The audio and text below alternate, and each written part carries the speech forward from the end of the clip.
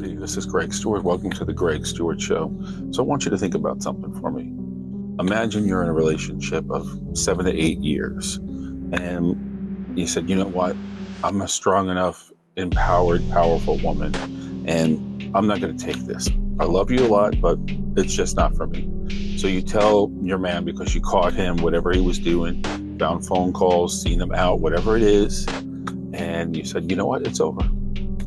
And so she then leaves the relationship, and he turns and he says, please, I'll do whatever it takes. She's out of the picture, the other person. I want nothing to do with her at all. And she says, I'll tell you what, I'm going to separate.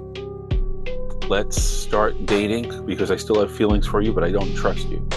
Can we go with that? And he goes, I'll do anything. So at this point, he's showing her value. He's dating. He's being very slow and cordial, and after a couple months they reconcile. Everything seems back to normal, right? Not so fast.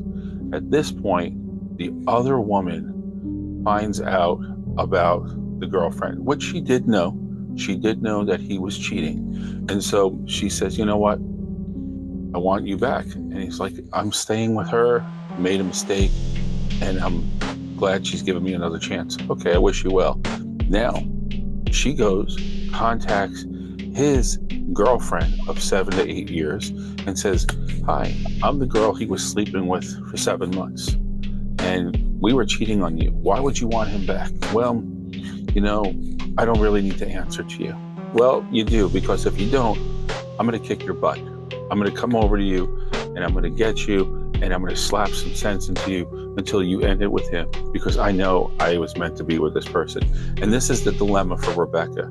Darren, his ex, whatever she was to him, Elizabeth, can't take no for an answer, and so she will do whatever it takes to get Rebecca out of the picture. This is the Greg Stewart Show. Before we go there, though, please subscribe, like, share, and comment.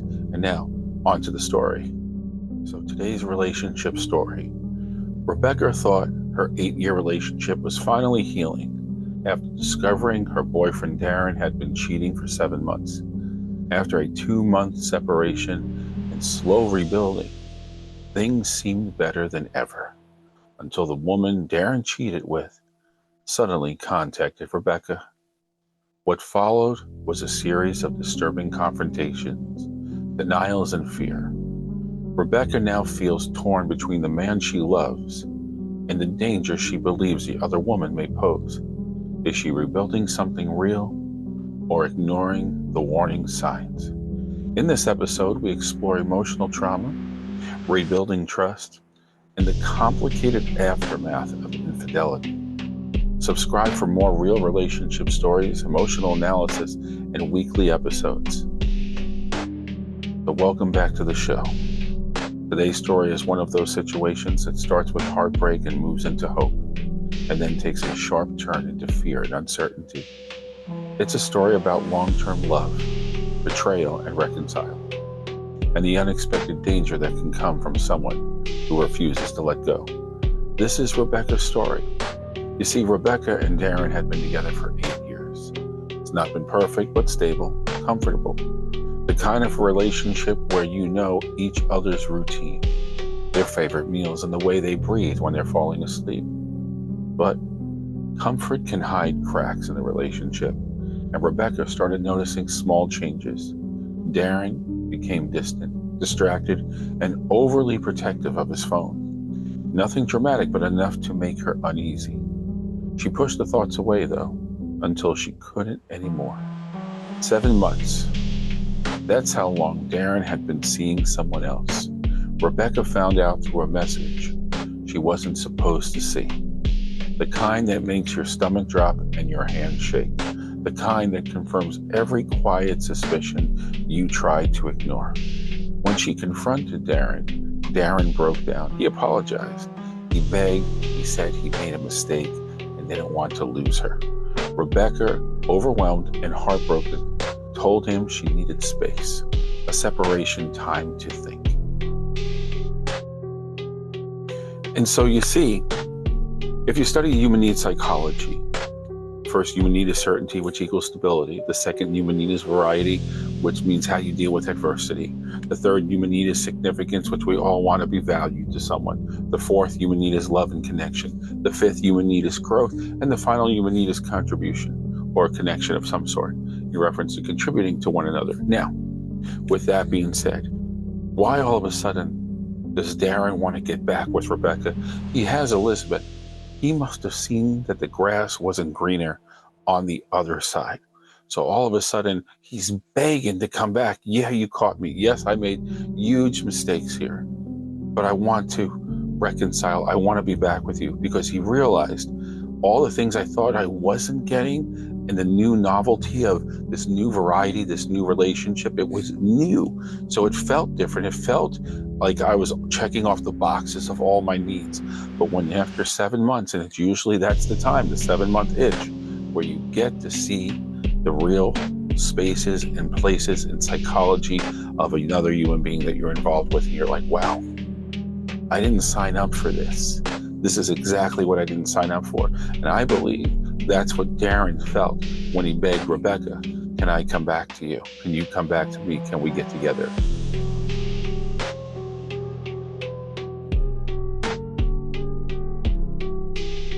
So for 2 months, they dated again. Slowly, cautiously. Darren showed up differently. He was more attentive now, more present, and more loving. Rebecca felt hope again. Maybe they could rebuild this relationship. Maybe there was that second chance. And for a moment, it really looked like it. But then came the message. A woman by the name of Elizabeth, the woman Darren had been seeing, reached out to Rebecca directly. She said Darren had stopped seeing her because Rebecca was back in the picture. She said she didn't want to end things with Darren. She said, you're the problem, Rebecca. And then she crossed the line. She made a threat, not detailed, not graphic, but enough to shake Rebecca to her core. And then one day after leaving the gym, Rebecca saw a woman in the distance. And the way she was staring at her, she only could figure that this person looking at her with such anger was the person who threatened her, Elizabeth. And now she's seeing her in the parking lot. And as she's walking slowly to her car but checking over her shoulder, she sees a woman running towards her, very fast, shouting. And she knew at this point that this is the one. This is the woman who threatened me. And she's not running over here to talk. She's running over here with a purpose. Rebecca managed to get into her car and lock the door. Elizabeth continued to yell something at Rebecca before she drove away. And then when she drove away, something that made her feel unsafe. She came home shaken. Rebecca told Darren. He called Elizabeth to say, stop messing with Rebecca. Leave us alone. I've been away from you and I plan to stay away from you. But she denied everything. I don't know what you're talking about, Darren. Are you two having problems? Is there something going on? Do you need to have someone to talk to?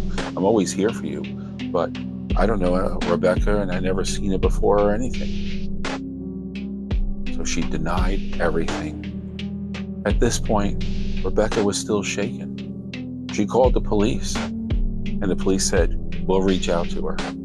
And they did. And she again said, I don't even really know this woman. I know I was seeing a guy. I know he had a girlfriend named Rebecca. And, she told me at one point that stay away from my man. After all, they're together. I respected her. And I said, okay, I want nothing to do with him. And so the police then said to her, we spoke to her because Rebecca followed up. And she said, you're the one that's been stalking. You're the one that's been doing things. And she said, I didn't do any such thing. Well, without proof, the police said, there's nothing we can do. Rebecca was left with fear and questions. So imagine someone's turning the tables on you now. You get Darren. your ex, if you're Elizabeth, involved. And that's exactly what she wanted, by the way. She wanted to hear his voice again. He's been distant. Oh, and she even says, are you having problems? Do you need someone to talk to? She's trying to stir that pot. Think about that. She's trying to get things worked up in a way so they can have these problems, so she can all of a sudden come between them. And then, oh wow, you called the police on me. So now you got the police involved. And she said, I think she's delirious. I think that she's looking for attention. I have nothing to do. When I knew that she had a relationship with Darren, I immediately stepped back. If anything, I was the one that she said, stay away. And I did, and they're together. So really, I don't know what's going on. I'm actually afraid of her. This is what Elizabeth is telling the police. So imagine this reversal of power and control. What does someone do when someone is being this manipulative? So the next thing that happens now, all of this is going on. And we know that Rebecca loves Darren. After all, she took him back. She's been with him for 8 years. She's believed he's changed. She believes he's trying. But she also knows Elizabeth. And Elizabeth is unpredictable. She doesn't want to leave Darren. She doesn't want to live in fear. But Rebecca is feeling all those things, and she doesn't want to be looking over her shoulder every time she walks to her car. She feels trapped between love and safety, between the past and the future, between what she wants and what she fears. So here's what we can focus on. The psychological breakdown of this, the trauma of betrayal that Rebecca has gone through. Infidelity creates emotional instability. And she had it, but she was stronger. Now, Elizabeth has this, and she's trying to break them up. She's trying to hurt her, but right now, and it's working because she is on high alert, Rebecca. She's like, even after reconciling, my nervous system, I thought I had one thing where I was going through roller coaster emotions. I love Darren, I miss him, maybe we can get back, to now going, I have to watch my back because you have the threat of a third party. And even the threat isn't proven, but the fear is real. She's feeling it. Her body reacts. She's living with present danger. So what's Darren's role here? He may be trying now, but his past choices created the situation Rebecca is dealing with. And there is consequences. The consequences are not affecting Darren because she wants it to affect Rebecca. So they have problems.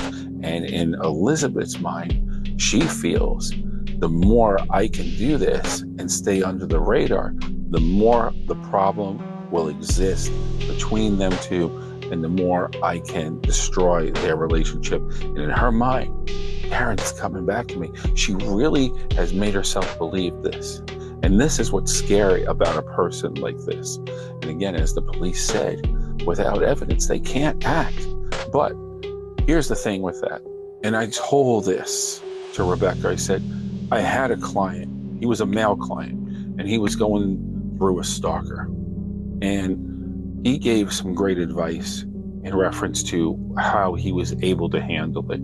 He said, look, hopefully it will be an engagement of a phone call or a text. And he was able to get that. And if she reaches out, if she texts, even if she doesn't, and this will goat her in a sense too, you have the phone number. She reached out to you. She called you, but there was no message you picked up. I don't know if it was unknown, this, that, or what, but Darren has the number.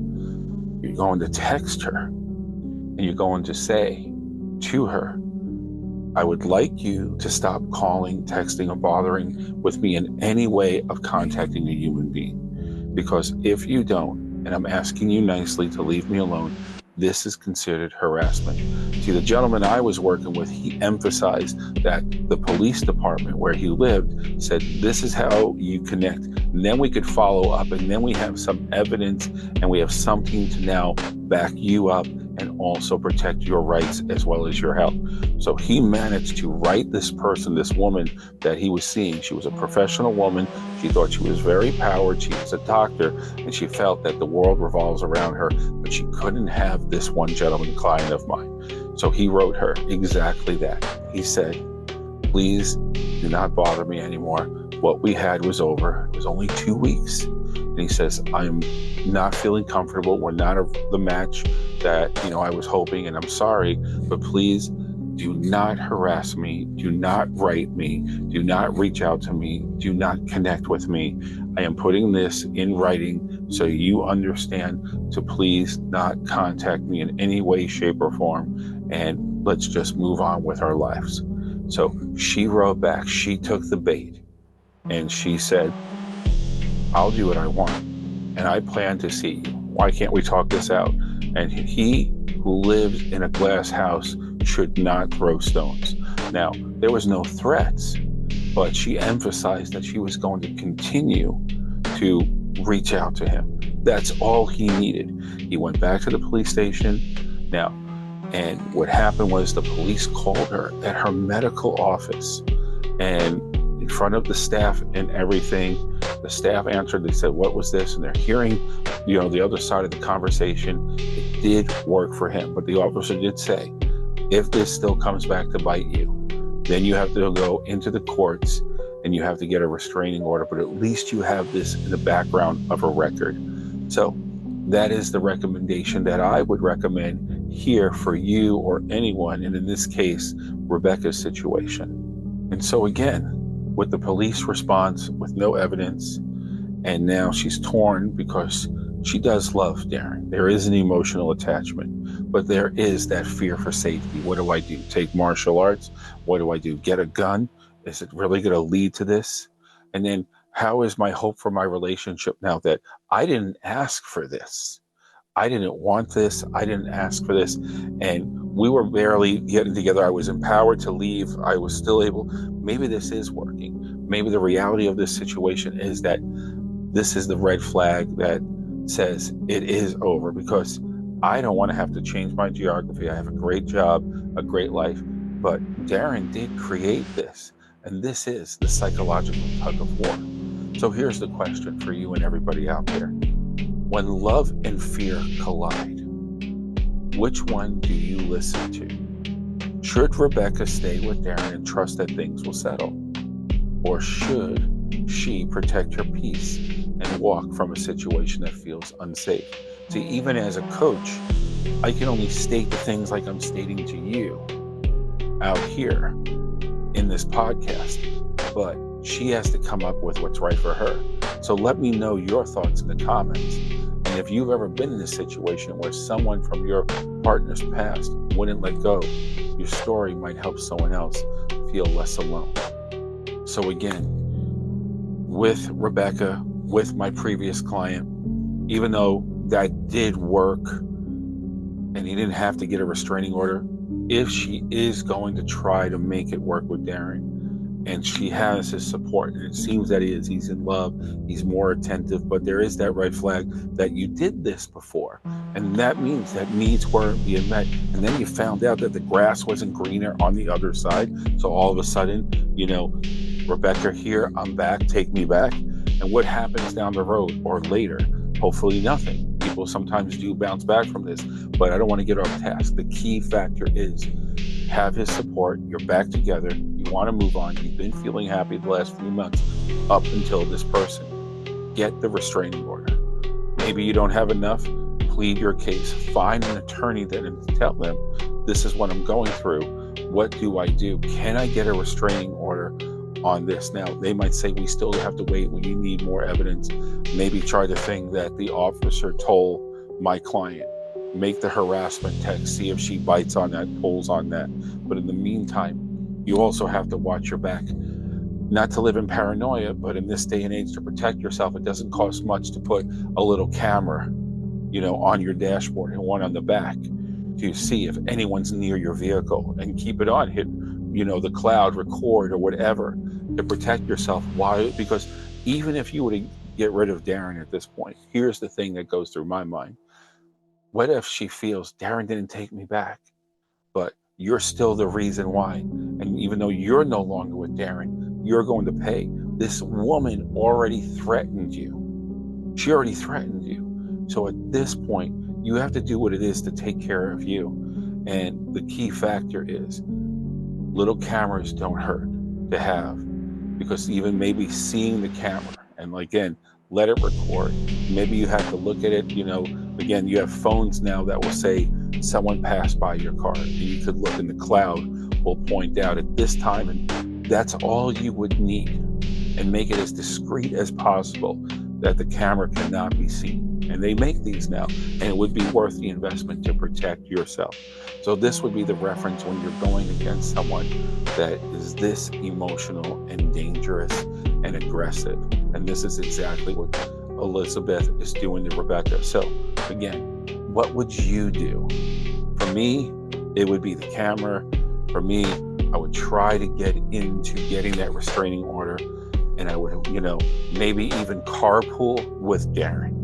If you're working very similar hours, do something where you're together, because she'll also be more prone. Darren could point out this, that you can get your phone going, start recording, do whatever you need to do until you get that evidence, because she manipulated and split it around and turned it around. But you can get that evidence to protect you from someone like this, because I guarantee this isn't Elizabeth's first rodeo, and it won't be her last unless someone can put a stop to it. And hopefully this will do it. So until next time, I hope you enjoyed the podcast. This is the Greg Stewart Show. Please, again, subscribe, like, share. Very important, comment about this.